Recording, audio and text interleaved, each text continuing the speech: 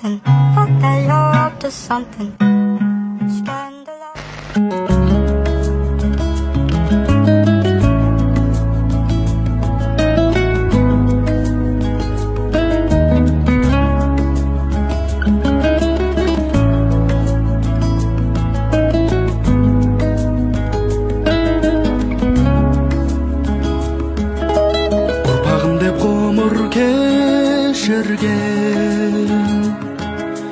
Ол қыздарын мәпелеп өсірген,